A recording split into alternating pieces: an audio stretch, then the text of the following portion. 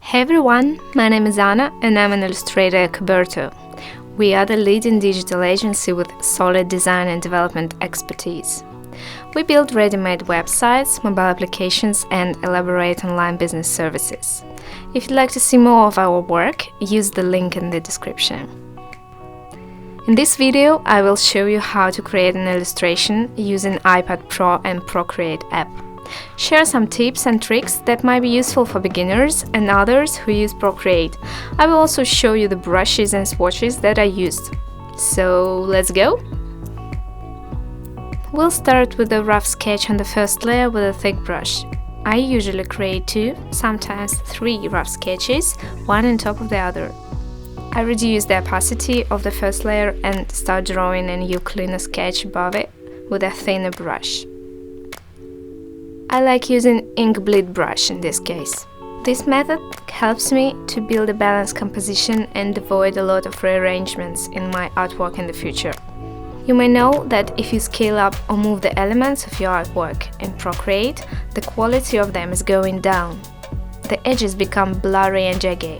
To avoid this, I work with several sketches one by one at the start to achieve a good result in the end.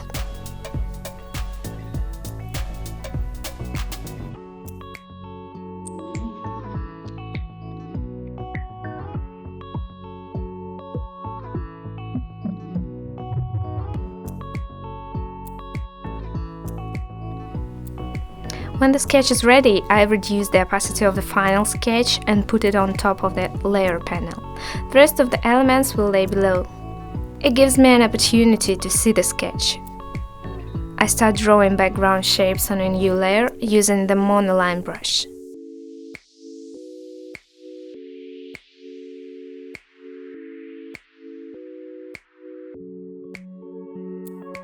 I'm using 100% streamline in brush settings menu to get the smooth line.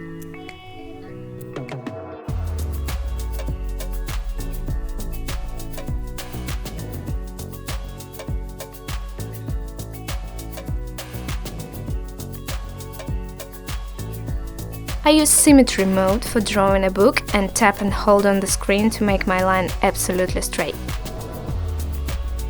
You may notice that when the symmetry mode is active, it has a thin blue guideline on the screen.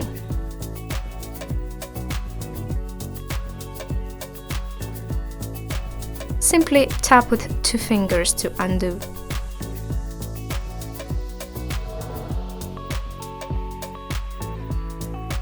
Sometimes I just enjoy hatching instead of pulling the color from the color button.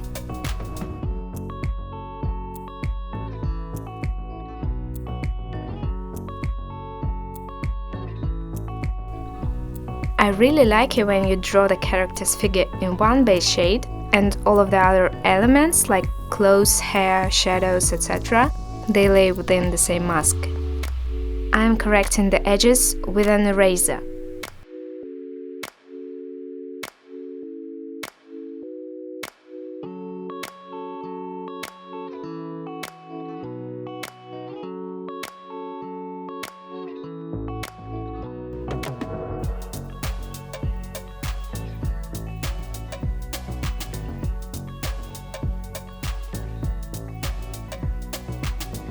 To isolate the layer and draw shadows within it, I swap the layer with 2 fingers to the right.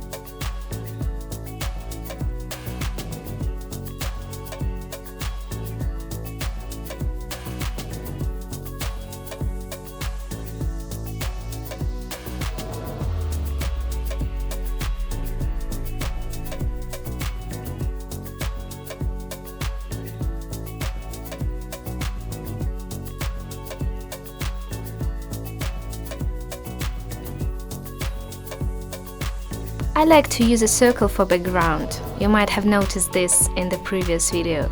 As you can see, this illustration is kinda dark and my previous sketch can hardly be seen now. So, oh yeah, that's much better.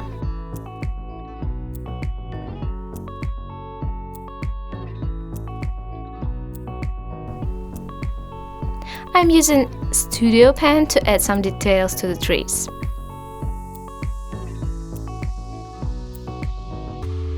I'm using freehand selection to isolate some areas in the crown of the tree.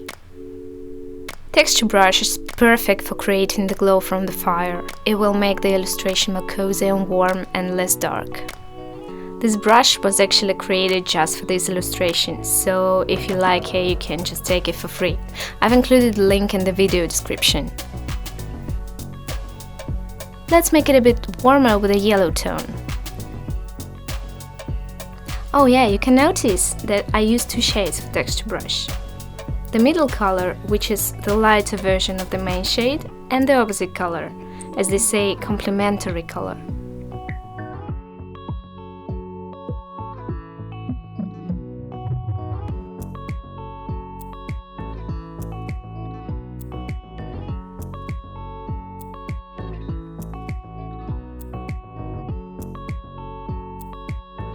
I'm adding textures on the mountains now.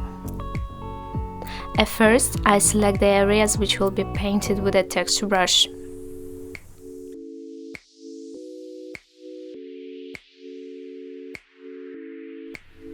Then I paint them with texture brush in light shades of violet.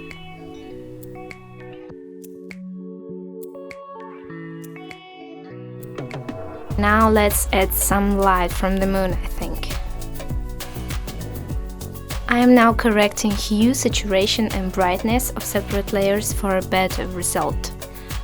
For contrast shadows, I like to use black fill with overlay mode.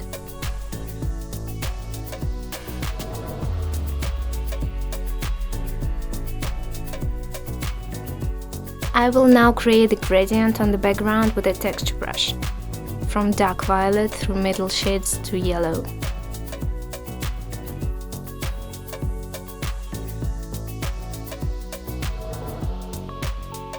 With the same brush, I will then create white noise on the top layer, applying the soft light blending mode and reducing the opacity. And now the illustration is done. Thanks for watching!